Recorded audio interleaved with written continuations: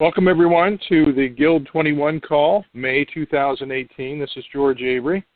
Glad that you've joined us. If you're just signing on and clicking in, make sure that you're able to see the screen because we do have some screen share today. I want to welcome everybody, and of course, in the Guild 21, we do have a number of folks on the call from different stakeholders. Of course, we have repairers, we have insurers and vehicle manufacturers, as well as suppliers and others that join us, so welcome. One of the things we like to do first thing is to read the Guild 21 oath, and I know we read that thing at the beginning or at the top of every call, but it is something that every time I read it, I think it has something in it, so I'll read it for you one more time. We are repairers, insurers, and vehicle manufacturers who hereby declare the possibility of aligning our industry to a common vision which puts the consumer first. We stand for sweeping innovation. We commit to transparent, customer-focused solutions. We are accountable to invent a radical new future where safety, efficiency, and a cost-effective process are our guiding principles. So even though we always read that, it does feel good to read it, and I think that's where we all are. And that's a nice reminder, and of course, is the core piece to Guild 21. So welcome, everybody. As you know, I always have a co-host, and Hart Logan has been our co-host. She serves as the voice of the consumer, and Hart has had an unavoidable issue come up that she is unable to join us today. So helping us, and he has before, is Jack Bennett. Jack will be the co-host today. He's the one that runs the board, and hi, Jack. I always call it the board, and I know that's not the official term, but that's the system, the Maestro system, that walks through what functionality is available. And Jack, could you cover that for us real quick, what the functionality is, raising hands and so on? Yeah, good morning, everyone. Nice to be with you all, and thank you for presencing me to the oath, George. I so appreciate that. It's great. So everyone, on your phone, you have numbers to press. If you have a question that pops up inside that you would like an answer to, press 1. If you have something that just is absolutely burning inside of you that you got to ask that question right now, press 2. And I'll let you know that I'm watching the whole board, so if a 2 pops up, I'm going to interrupt the speaker and say, we've got a burning question out there. And so I am your partner to get that question voiced. If it is a 1, it is a question that we will get to at an appropriate moment. Also, if you are moved, and it is really fantastic to applaud, we can't hear you. So if you press 5 on your phone, you will let us know that you are appreciating what is being said. I will, at an appropriate moment, as soon as possible, tell the speakers that we're having applause in the room right now. So that's an interactive way to be here with us. Again, 1 is a question, pressing 1. Pressing 2 is a burning question. Pressing 5 is an applause. Okay, so I am your advocate. Let me help you get your voices heard. And George, we're back with you again. All right, thank you, Jack. All right, so first things first, of course, we need to read the antitrust. It has to be read. If you work for a company that requires that it being read whenever you happen to participate with multiple stakeholders, especially from the same discipline, it is necessary to read that, so I'll do that for you now. No participant shall be allowed to discuss any subject relating to prices charged, discounts offered of any nature, specific hourly rates, employee benefits, or agreements with third-party entities. Should any discussion of these items take place, said participant will be asked to refrain immediately, disregarding any pursuant discussion. Should said party deny such a request, this meeting will be immediately disbanded. So I think we're all been around this enough and know. And I will be obviously aware of anything that happens and take the responsibility to call out something that's an antitrust issue, but if I happen to miss something, we always would look for you to speak up, and obviously you can do that through the functionality that Jack explained. All right, so let me just take you through. Last month, if you were with us last month, we're we said we were going to have a 2-month segment on repair versus replace. We're actually going to do 3. Last month we did interior repair, bumper repair. Today we're going to do paintless dent repair. And you know, when the reminder went out, it talked about paintless dent repair and hail. We're only going to talk about hail for a couple minutes, so I hope we didn't lose anybody thinking that they didn't want to talk about hail. Really, hail is just one little tiny part of it. We're really going to talk about the role paintless dent repair has in the collision side and in regular collision damage. If you weren't with us last week, we talked about critical thinking. And, of course, whenever you see the little stick figure up there in the upper left-hand corner, that's me. These are just some comments that I provide just as we move into the Guild 21 information. So I just want to let you know that's coming from George Avery. I did put a big mustache on the guy, little stick figure. I do appreciate the several of you that had contacted me who know me and wanted to know why the mustache was black, knowing full well that mine is all gray. So I appreciate that attention to detail, and perhaps I will switch that over to gray. It was my last little thing to feel young, but no, if it bothers you, it bothers me. But I talked last month about critical thinking. And remember, the critical thinking comes up when we analyze damage. And I talked last month about really there's 5 things, right? First of all, you need to find the damage. If you can't find the damage and you're in this business and you're estimating repairs primarily or repairing cars, you need to find something else to do. And I mean that in a positive, upbeat way, right? Because I realize there's hidden damage, and that's the reason we have supplements. But you got to be able to find the damage. First is appearance. Sometimes there's a scratch in an engine block or something in a non-appearance area, and perhaps that's handled a variety of different ways. But really, that's the first step when you're analyzing damage. Of course, if it's beyond appearance and needs to be repaired, that would be the first option. You wouldn't jump to replace. You'd always consider repair. If it's not repairable, of course, recycled would be your next option. And, of course, there are some guidelines and restrictions around recycled. And, of course, perhaps aftermarket. If recycled's not a good choice, aftermarket. And if aftermarket's not a good choice, new OEM. But going from 1 to 5 or 2 to 5, even though it may be the right thing to do, it's good to go through the exercise. And, of course, all of that is under the umbrella of repair procedures, right? So you might, as you know, and I talked about it last month, if you have something repairable and it's something that can't be repaired because of the material or a repair procedure, we know we need to do that. We're going to talk about repair today. I'm going fast through this only because we covered this last month, but if you weren't on last month, we just talked, and if you were, it's a quick reminder that we're going to talk about repair. We do have a bit of a follow-up. If you were on the call last month and recall what happened was about 15 seconds before we concluded the call, we got a call from Joel that called in, and we didn't have time to take his call, and he said, repairs don't work, and he got interrupted because he obviously said more than that. So I made a point to reach out to Joel and have a conversation with him, and it was great. I appreciated Joel taking the time to visit with me. But I was most concerned about the fact that he had called in and he had a little something to say. Now, Joel, I think, is out there, and I told Joel he didn't have to say anything, but if I do mess this up or I say something inaccurate, Joel, just jump right in. But I thought it would be good to just share just highlights of our conversation. You know, Joel is an engineer by trade and has a body shop. And as we went through the conversation, it was a good conversation, but it was really a level set, and I think for everybody that, especially if you look at it from an engineering perspective, that when you're using different materials, it's different. And you're asking a lot sometimes when you do some repairs in the field using different materials because there's other conditions, whether it's cold, it's hot, sun, whatever it may be. But different materials, are something to consider. And even if it's the same material, you got different batches of material and so on. And so, as Joel and I were talking, he goes, hey, if you repair a tab and you wiggle that tab compared to a tab on a factory bumper, is it going to be the same?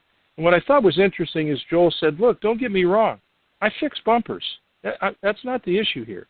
I'm just telling you that whether you're an engineer or not, you need to understand that when you consider repair, you need to think about what the process is and kind of you do that critical thinking. And I think it all came back to critical thinking. because when we do repairs out in the field, it's different, right? There are different types of things that are done in the field through necessity, some approved by OE, some it's customary, whatever it may be, and of course, again, the repair procedures lead. But it's that critical thinking that makes a point. So I really walked away from that conversation, and I know Joel was busy, and I, again, appreciate him taking the time to visit with me, but it really kind of hones in on this fix it right, fix it smart, and the critical thinking is you just need to think. So I'm just going to move on. If I messed that up, you're more than welcome to say something. If not, I'll just assume that I got it half right. But I just wanted the group to know that we did hear your voice, and I just wanted to pass on what I thought was some good information. In April, we did talk about plastic repairs and interior parts. We're talking about paintless dent repair today, primarily on the collision side. And, of course, next month, we're going to talk about the outside of the car on the panel repair. So we're going to talk about repair versus replace and some solutions there that I think it would be valuable to talk about. So here's our agenda today, collision repair versus hail. So I mentioned that we're just going to spend a couple minutes on hail. Hail is a little bit more formalized, maybe a strong word, but it's just a little different than paintless dent repair in the collision environment. We're going to talk about that today. We're going to talk about what can be repaired. I'm not going to run you through a bunch of questions, looking at pictures, asking you what can be repaired and what can't be repaired. We're going to talk about some things to think about when it comes to paintless dent repair on larger dents. We're going to have some conversation about technician skills because they do vary, and I think you'll enjoy our guests talk about what are some things that you can ask a technician to determine if you're getting the right technician. And then we're going to have some discussion about estimating collision related to paintless dent repair. And at the last one, if you notice, number 5 talks about pain points. I was at the end going to talk about pain points, but then I thought at the end of the call, if we focus on pain points, I'm going to get depressed, you're going to get depressed, and I'm not sure that's a way to move toward a happy day. So what I asked our guests, and we're going to introduce them in just a moment, is that we're just going to talk about each one of those, 1, 2, 3, and 4, and then we're going to talk about pain points under each one, because I think there's some pain points on different sides, between stakeholders. I think it's worth talking about a little bit. We have 3 guests with us. Jack's going to introduce our 3 guests that are going to help us go through the process and discuss those topics I just discussed. So, Jack, could you introduce our guests today? Yes, thank you. Good morning. Before we go to introducing our guest, just one quick thing here. On the email that you get 2 hours prior to this call, there is a link on there so you can actively see on your computer a screen share of the slideshow that they have, and you could follow them along. If you don't have that capability to do that, you can download the slideshow from that link. And you can also see the bios of the 3 gentlemen from the 300 Advantage, and that's the300advantage.com. It's on their bio. Welcome, please, Bill Park, Tony Frazier, and Ryan Hampton. And Bill, you're going to support us here and let us know a little bit about yourself and your partners. Good morning. Yeah, thanks. Good morning. Thanks, Jack. First of all, we really appreciate the opportunity to be on the call with everybody. A little quick background about how the 3 of us come together was, we're all professionals in our space. I particularly have spent the majority of my life in the auto collision side. Tony and Ryan have spent the majority of their life in the paintless dent repair.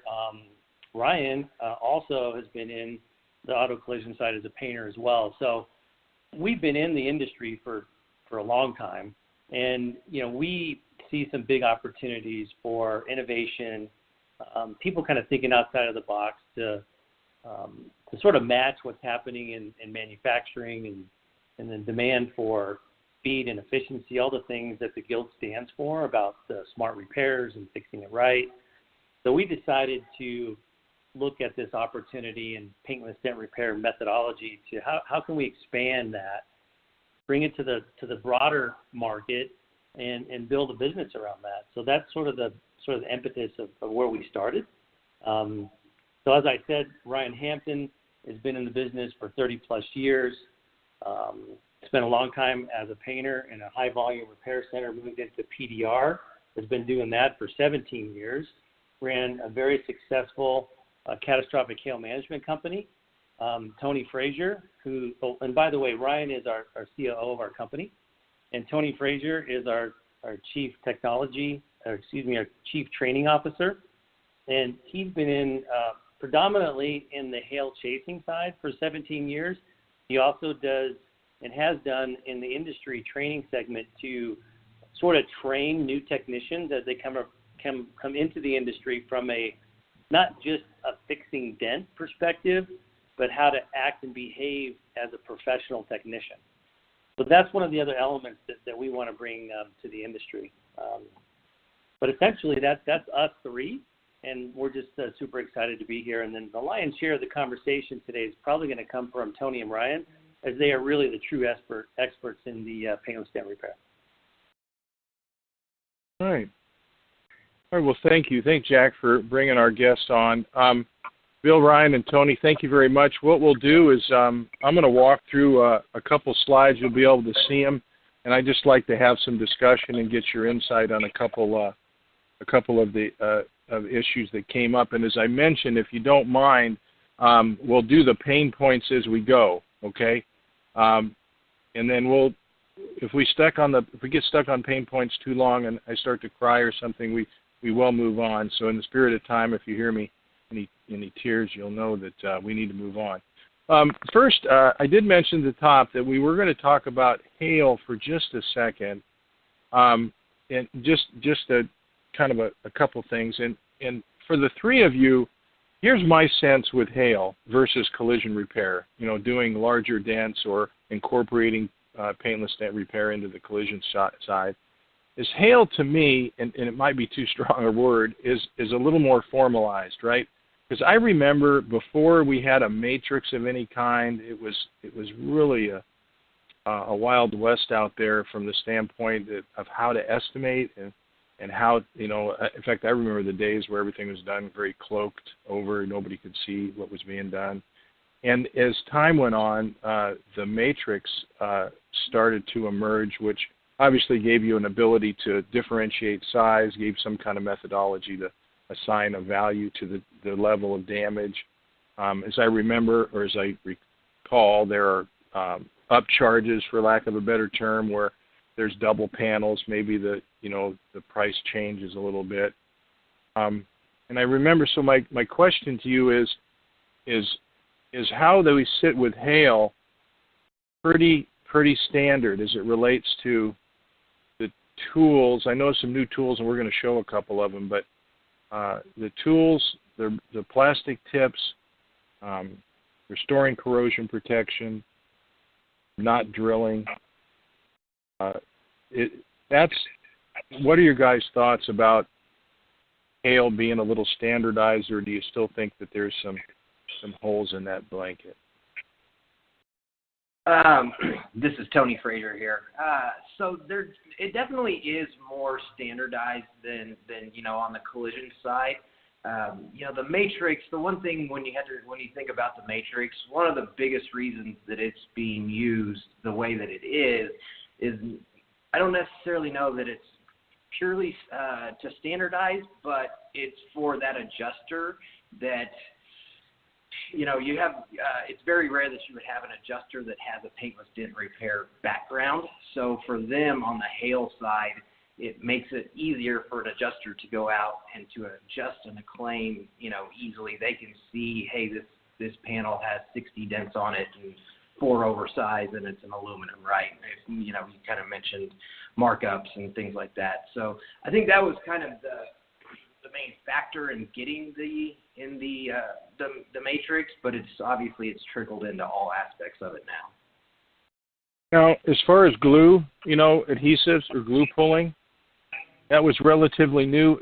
Where is that in popularity? Is that just typically an option that's used where you've got structural in the way, or you've got a double panel or something, or is glue pulling? Is it becoming glue more? glue pulling has advanced a huge amount. So you kind of mentioned earlier about drilling. That's a big thing. Definitely none of the guys that we work with drill any panels. A lot of things are double paneled, as you mentioned, the tops of doors. But really and truly, there's a lot of other factors as well. Guys are just getting better at it. The more that they practice with it, the faster they get.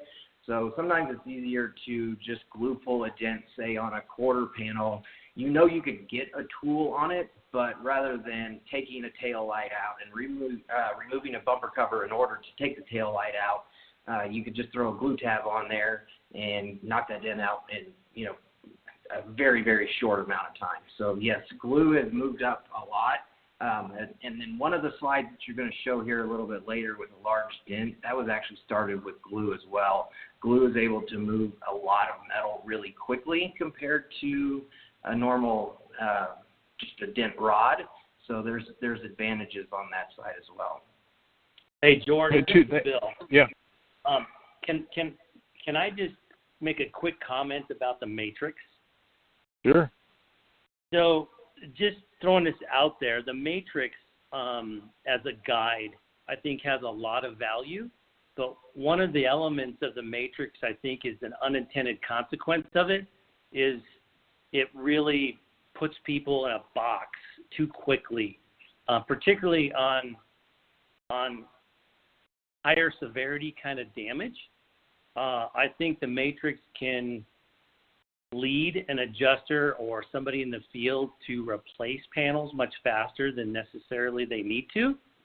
And I think there should be a bit more awareness around the idea of, doing the right thing for the car and understanding that sometimes you may have to go outside of that matrix, which doesn't mean that you're really elevating cost or the severity of the damage.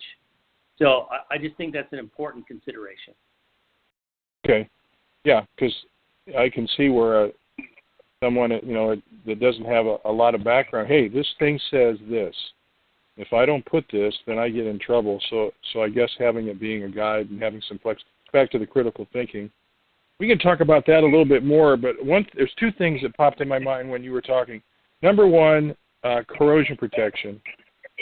So when maybe glue doesn't need pulling doesn't need corrosion protection at the level that a tool would, that's all resolved, right? Because I remember that was a big issue where, well, it's a plastic tip, so it doesn't do anything. The fact is, if you disturb the E-coat, it needs to be taken care of. So is that resolved is not the right word, but is that an issue anymore, or is it pretty much if it's disturbed, it gets corrosion protection, that's not a big deal? Yeah, I mean, this day and age, everybody is familiar, or should be, on the paintless dent repair side, they should be familiar with corrosion protection. I mean, it's as easy as keeping a can on your, on your cart. If there's an area of the vehicle that you can't reach, then just letting that shop know, hey, this is something that, with what I've got, I can't reach, but you guys can get the, the kind of the wand up there and cover that, that should always be made a note, when the repairs are done. Okay, good. You know what the other one was? As soon as you said remove a tail lamp, I got to tell you, in the body shop industry, scanning is a big deal, obviously, to see what codes have been thrown. And, there's a lot of discussion about that now.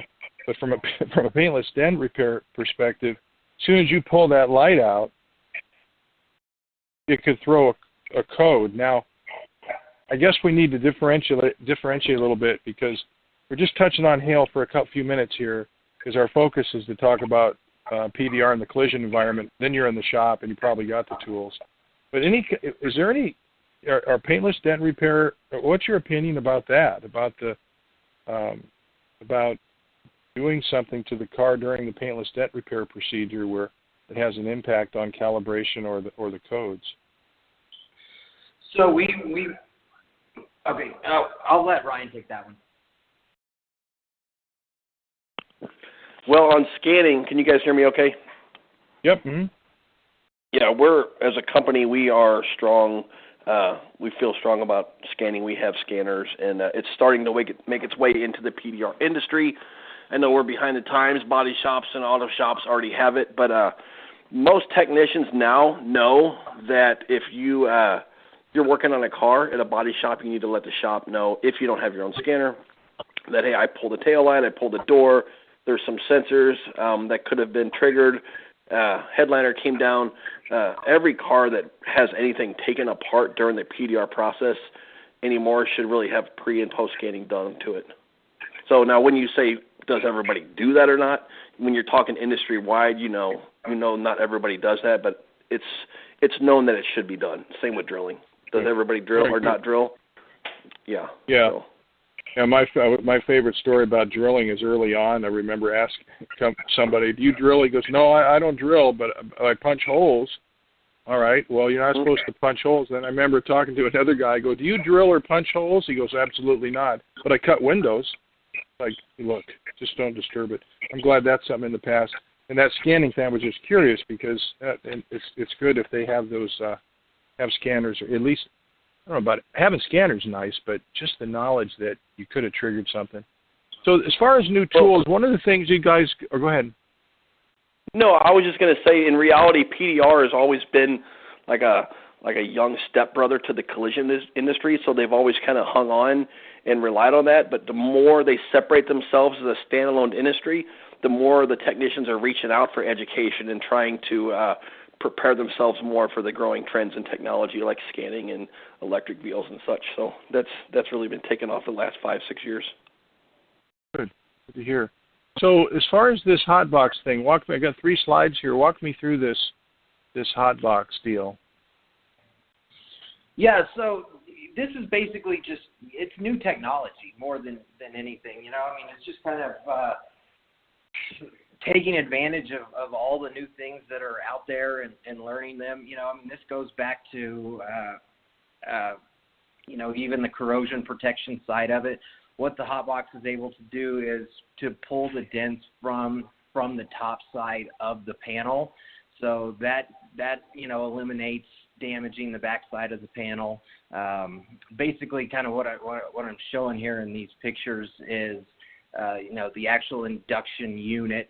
You're putting it over the top of the dent, hitting the button, and then it starts to pull that dent up. You know, a couple other things that this really does is it helps you do larger dents faster as well. So it's interesting technology. It's definitely in its infancy, but there's a lot of guys have bought into it and they're learning, and so it'll be interesting to see where it goes over the next 5 years. In my opinion, it's kind of the new glue pulling. Huh. I did not know that. All right, real quick, other opportunities than hail.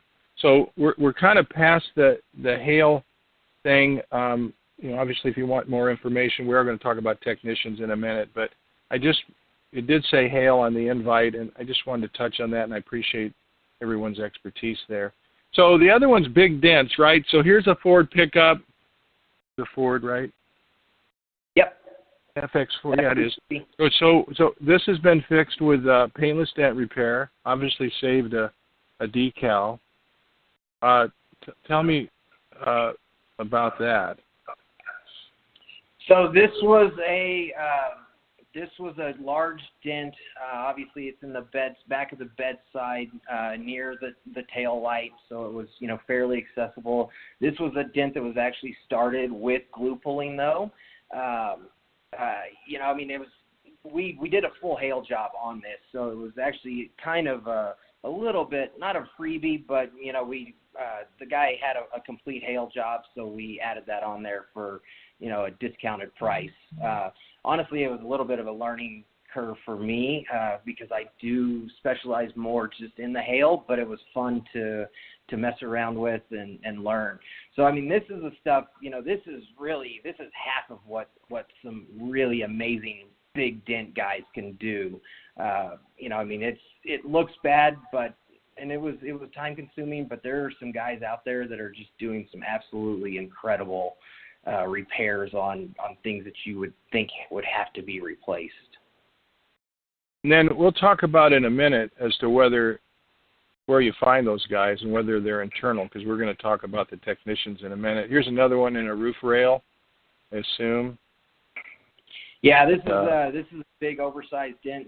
So this is what Bill was touching on, where, this particular dent, if you were a hail adjuster for an insurance company, you honestly would probably write that conventional based off the matrix, but these are things that can be repaired with paintless dent repair. You just have to get somebody that's going to trust that you can get it done. All right, so there it is, finished. So when it comes to the bigger ones, are we talking about a bunch of new tools here, or are we talking about still kind of using the conventional glue and picks and maybe this induction thing? I mean, when you get big, Is there like another whole group of fancy tools that you have to have?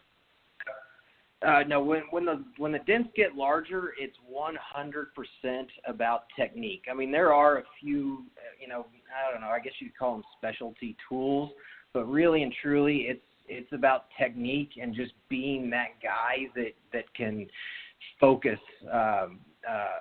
That's the thing that's kind of the difference between hail and collision. With hail, for the most part, you're never on a dent for more than a couple minutes, right? And then you're on to the next dent. On those big dents, for me, that bedside was a 4-hour dent.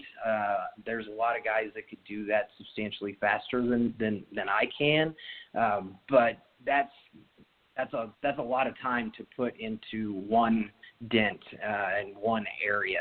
It takes a lot of focus. It's something I kind of struggle with on that side, which is why I did it, to just to kind of learn, and it does move back over into the hail side as far as bad dents there. But yeah, I mean, more than anything, it's really technique and understanding metal and like old school metal working techniques. So that's why it's pretty interesting, and the guys that can do it they're amazing. So you say, okay, so you say it takes longer, and sometimes you get beyond the matrix. So I hate bringing this up because everybody talks about the Honda Fit and the roof and the terrible thing that happened with the roof that was repaired. And I don't want to go down that road other than to say, is it, where does PDR fall in a situation, especially a welded-on panel? In other words, you talk about the matrix being a little more of a guideline, and then you just got through saying that this takes a little bit longer. Well, on a bolt-on part, you would need psychological counseling if you spent twice as much time and money to fix something when you can replace it. And of course, you got to take into account the painting and the blending and all the different other procedures that you have to follow. But do you think painless dent repair has a role in, it seems like a lot of money higher, it's maybe one of the higher painless dent repair estimates you've seen, but keep in mind, you're not disturbing the integrity of the car. I'm not implying that a repair jeopardizes the integrity. I'm just saying that that's one less thing to worry about: paint, R&I, part price, all those different things. Do you think paintless dent repair has a role in saving perhaps something like that? Do you follow what I mean? Yeah. This is Ryan again. So that's a really good point, and we talk about that a lot within the PDR industry. Going back to your reference to the matrix earlier and going off, the matrix was literally designed to be a guide. But in the hail repair industry, when you're out there dealing with insurance and body shops, everybody's pricing their panels according to whatever it is. But when they come to the structural parts, the weld-on quarter panels, the rails, the roofs, when you start looking at those, you really have to take even a few steps back from the matrix and look at what's best for this car. You actually talked about the fit. Everybody's tired of talking about that, but I would love to see what that roof looked like before it was cut off. Maybe it could have been pushed to paint. I don't know. It could have been absolutely destroyed, and it was the only option. Nobody knows what that is, but I do know that there's enough PDR guys out there and enough education around it to where if you run into replace versus repair, you should always look at trying to do as much PDR, even if it's only a quarter panel that's been smashed in, and if you can get it out to where a typical repair is good for it. Anytime you can save the liability and the integrity of the vehicle, I think it's always a good, smart decision to look at first. Good, thanks. We'll talk about the technicians and the estimating because I got a couple more questions. But before we get off this slide, push the paint. Obviously, I'm familiar with that. Obviously, you're, I assume the paint's cracked, but all you need to do is push the paint. Push to repair, you just mentioned. So I got to tell you, repair facilities are pretty conscious of cycle time. I guess everybody in the industry is. Having somebody come in and partially push this thing out.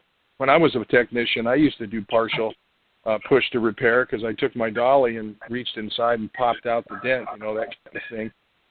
So talk to me about, this push to repair, is that valid out there? Are people doing that? It is. So go ahead, Ryan. take it. Okay, I'll take it. So on the push to repair, it's 100% valid. When you think about, there's cost savings in push to repair. That's cost and time on that side.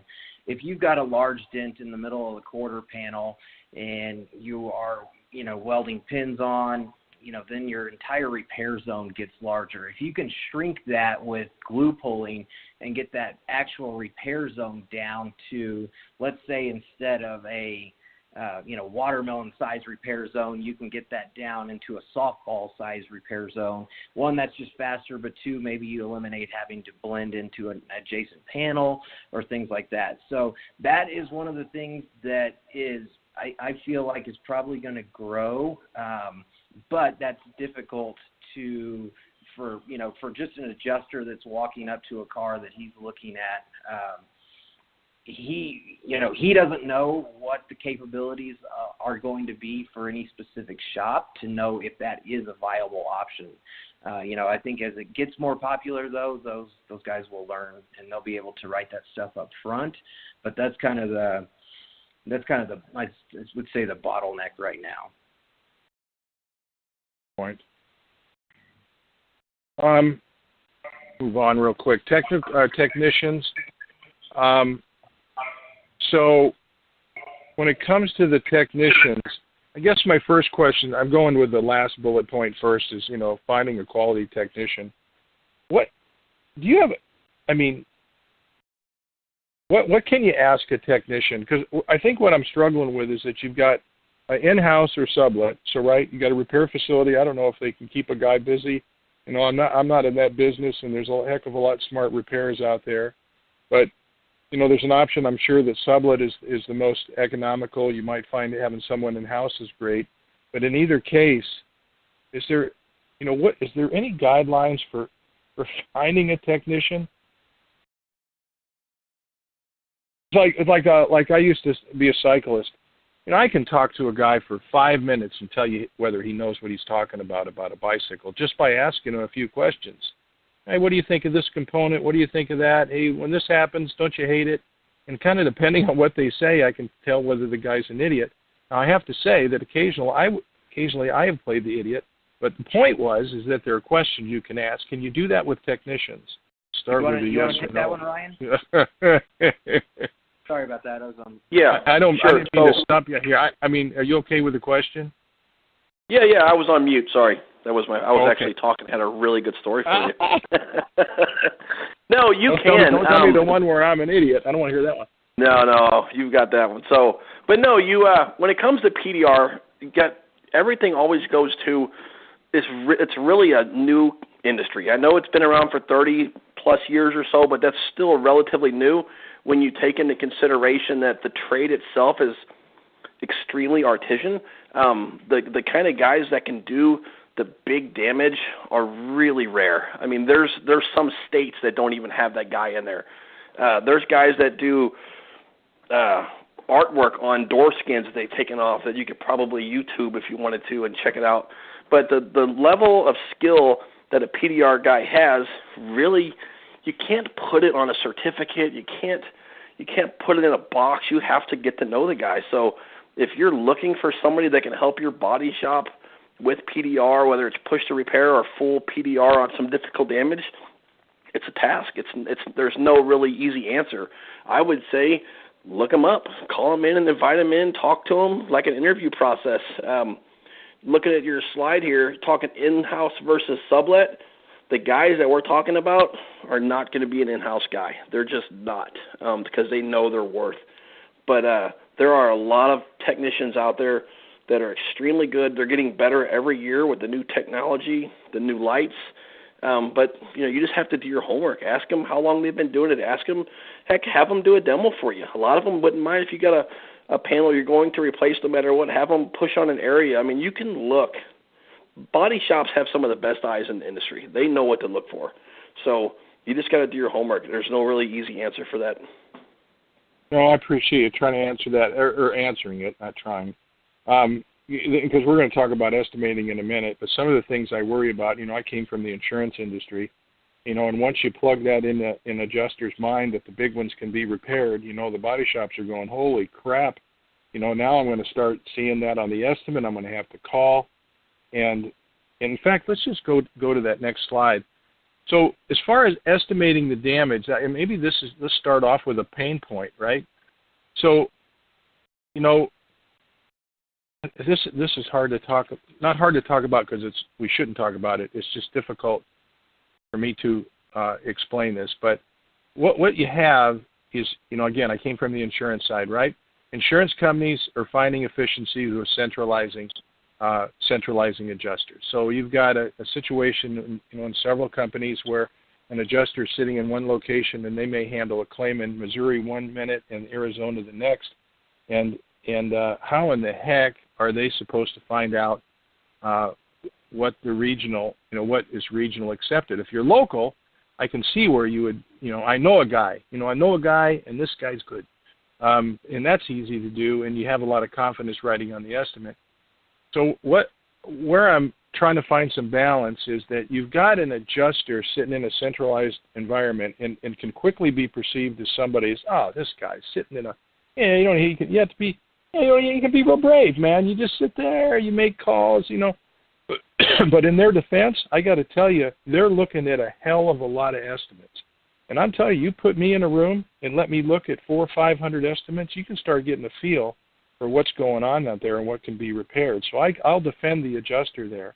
But at the same time, do you, from what you just said, the guys that do big ones aren't there, probably not worth estimating. Or you say, you know what, they're out there, and occasionally when you find one that looks right and you use the critical thinking, there's nothing wrong with putting it on the estimate. Do you have a feeling, any comments on that either way to go there?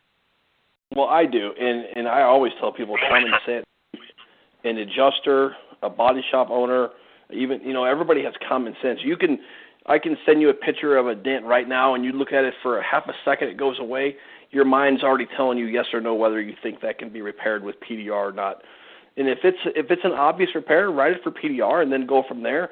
If it's something that's really complex, we're like, man, that would really take that guy that we're talking about. You have to write it conventional, and then if the shop has that guy and the technology and the people to do it, then they can transfer that over to paintless dent repair. But there's that common sense factor, and it comes in based on what we all do this. It's no different than body work. How many hours to fix that quarter panel dent? You have to know what you're doing in the first place. But yeah, the easy ones you can write, but once they get to medium or better, you just have to use your common sense and the skills you have. Again, this is an art form, so there's never going to be that final answer. Good. I appreciate you answering that. What I was thinking about as you were saying that is that what I described is a situation where adjuster is reviewing perhaps estimates written by either program or not program shops. Obviously, if a program repair facility, someone that is inked an agreement, of some kind to be a DRP, obviously they have control. But at the same time, you could have a DRP shop recognize that that roof or welded on panel and puts on much more than traditionally puts on for paintless dent repair, of course the reviewer sees it and goes, holy Toledo, look at that number, something's wrong. And it just seems to me that the adjuster needs to go, wait a second, I need to think this through. The guy's probably trying to tell me something. But on the same time, I think it's irritating that when you're an adjuster and you see one, you want to give it a try, and the shop receives it and goes, what an idiot. Well, maybe they should say, hey, this guy thought, let me call him. Hey, look, I got this one. Yeah, do you think you can do that? No. He says, man, I looked at this. We did a couple glue pulls, and it's just not going to make the trip. Okay, I just thought it was. You don't get them from me every day. I just thought I'd give it a try. So I guess that's that, it's back to Mike Anderson and the speed of trust. If you trust each other, and in this environment, we're moving so fast and so big, and I don't mean to spill a bunch of crap on the table, and I guess that's about as close to pain points as I want to get. But I'm going to just go back to the pain points. Like I said, I think we touched them as we went.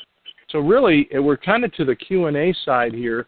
We talked about briefly the hail, and Bill and Ryan and Tony, I'm going to give you a chance to say something in just a minute as we wait for so many questions that might be out there. But really, we talked just a minute about hail. I think my takeaways on the hail was the fact that, that you're conscious of scanning. I was pretty impressed with that.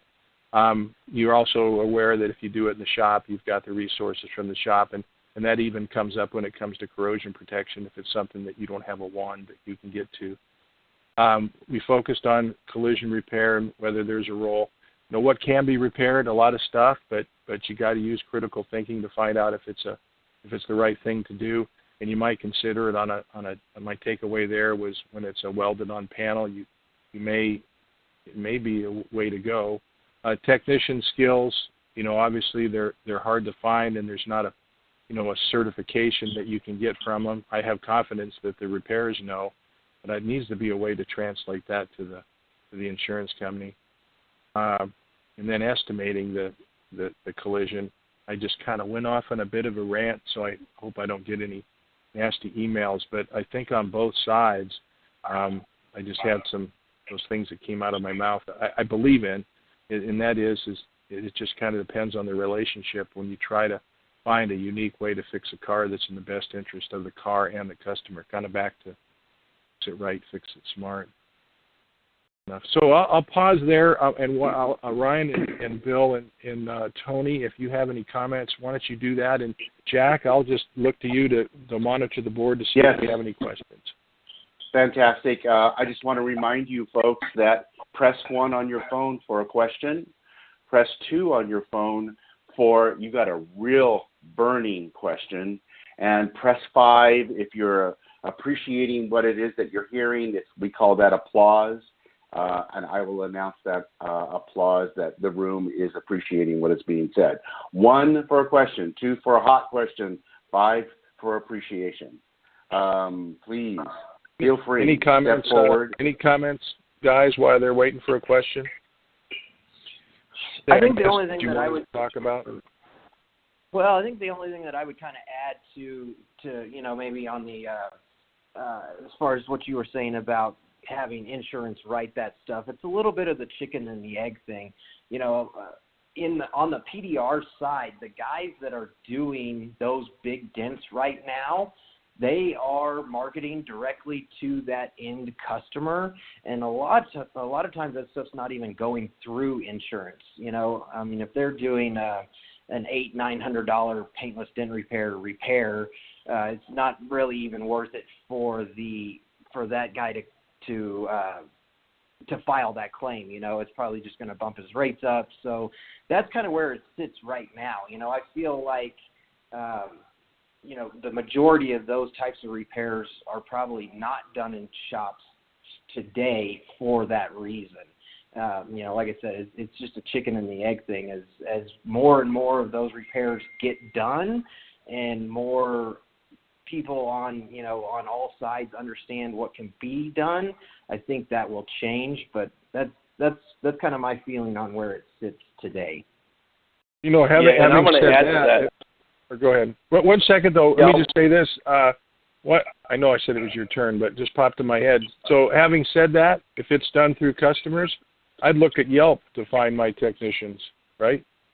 Yeah, absolutely. Those guys, you know, I mean, there's a few guys out there that I can think of that, I mean, they're all about the internet, and you know, they're great at marketing themselves and things like that. Yeah, sorry to interrupt. Yeah, no, I was going to add too. We've talked for about an hour now, and I don't know how much we've really enlightened anybody on paintless dent repair, but one thing that's always stuck out is paintless dent repair in the collision industry. Like I mentioned earlier, PDR is kind of like the piggyback little brother, but they are two separate industries. So when you start talking repair versus replace, body shops aren't in the PDR industry. They don't make money by doing paintless dent repair when they're a paint company. So I mean that plays a part in so many factors, and I mean there's only so many ways you can really look at it before at the end of the day I'm a body shop, you know, or I'm a PDR company, and it's just there's that separation there. But I do think over the next 5 to 10 years, supply and demand is going to kick in, and there's going to be more PDR guys in more areas, and you're going to find more body shops leaning on the PDR side in day-to-day repairs. But it's going to take a little time. You know, as a consumer, I just want to say, as a consumer, as a person who's going to bring my car in, how much of the public even knows about PDR? Is there a conversation is there a conversation? Is there an education? Something like that, you know? There's education out there. Yeah. But it's not widely known still. Real quick, Bill and I were at an airport 4 or 5 months ago, and we had the same discussion. So we asked a random lady. It was really funny. I'm like, hey, do you know what paintless dent repair is? And I forget what she said, Bill, but she had something done, PDR, recently, and she did. So just a random question. But we have that same question. A lot of people don't know what it is still. Yeah. Yeah, Hey, my sense is – go ahead. We got a question. Peter, let's get him on mic. Peter, I think you've got live microphone. Go. Ask your question, sir. Have you guys any experience with the suction pulling systems? And if so, how do they work? Secondly, what tools are you guys looking for? Is there anything out there that you would like to see or you think could be more instrumental in doing these types of repairs? And then third, on your, public notice of how well are you known, what are you guys doing as far as, everything now is social media marketing and that sort of thing. What are you guys doing as far as that to get the word out there more to help generate more business? Really 3 questions. Yeah, no, you're good. Great. So on the suction, no, I've seen some stuff like that, but honestly, glue has really surpassed that for that type of kind of what you would call external repair, where you're starting from the outside of the panel versus the inside. Glue has grown by leaps and bounds. You're kind of into your next question was what kind of tools would we like to see. There's a company out there called Kiko. They're really, really pushing the limits on large damage repairs. Interestingly enough, a lot of the stuff that I've seen from them, they get used a lot in kind of like in Eastern Europe and things like that, where they tend to repair things more than just replace. There's some crazy YouTube videos out there from guys that are using Kiko glue equipment. As far as other things, I think it's just incremental increases in tools these days. There are some kind of leaps, which are the, like that hot box, but that's a learning curve. It's totally new technology, but it's going to take a while for that to all flush out and guys to get really, really good at it. So I think there's going to be kind of a time thing on that. And then what was marketing? Yeah, electronic marketing. Are you guys doing much? The big thing now, if you're in business, is the social media marketing and that sort of thing. What are you guys doing as far as that goes? Do you have any types Well, of, real quick, what we do for social stuff? media marketing is a little different than other PDR companies. Not to plug ourselves, but we mostly work with other local PDR companies around the country when their area gets hit with hail. So we hope that they do their marketing on Yelp, and Tony's really big into the marketing part. But we market to PDR companies to assist them. And the PDR companies, what do you think, Tony, is the primary ones now? Obviously, Yelp and Google. Yeah. I mean, the reviews are they're huge. So that there's various parts of the country right now where there's a lot of for lack of a better term, they're just scam artists. They'll approach people in parking lots and things like that and basically ruin a dent. So in markets like that, the guys that are the real retail-centric type of PDR guys, yeah, they're huge on reviews. So that's going to be Facebook, Yelp, and Google reviews. And I mean, you can get a really good idea on somebody based off of that. I mean, they're gonna if you have a bad day and you're not friendly to somebody, that's somebody's going to write that review, right? So, those are the big ones on the kind of social media side.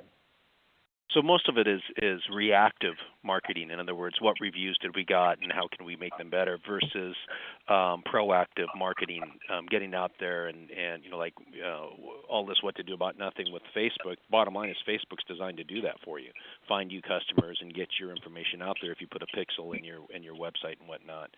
But it sounds like you guys are mostly just looking at the review sites and trying to keep a clean nose under the review sites so that if people look you up, you look good versus you actually trying to penetrate into the market of getting onto other people. In other words, being more proactive and putting the word out there. I mean, yeah, George, so I will say we're running up on our time. Yeah, we got 2 minutes. Okay. 2 minutes. So I'll just to finish that thought out. The guys that are really pushing on the proactive side, I will say they're probably using YouTube and they're giving demonstration videos. There's a lot of guys that are out there doing that. Yeah, we just got a minute and a half here, guys. Let me just say thank you very much. Jack, I'll hand it to you in just a second. Thank you very much. I just want to make sure everybody's aware that the intent here of the Guild Call is to just provide some dialogue about a topic, and I think these three gentlemen were phenomenal, and I want to thank all three of you very much. So with that, Jack, I know I'm going to have about 1 minute left. I'll turn that back over to you, and thank you very much for participating. Great. Thank you, participants. Thank you for sharing. I want to let them know you guys you had so much to say, but there was appreciation going on throughout the entire afternoon. So thank you for your appreciation, participants. I really appreciate it. Thank you, speakers. Our next Guild 21 call is June 14th at 11 a.m. Pacific. George, is there anything you want to add as we say good day? No, it'll be the last segment of our repair versus replace, and we're going to talk about outer panel repair and have the same kind of dialogue. So thank you very much. Okay, fantastic. Folks, thank you for participating. I appreciate your participation, your questions. Gentlemen, thank you for your excellent guidance in taking us through what sounds like a very new and innovative way in our repair world. Folks, that is ending of the call. We will see you on June 14th. Have a great day.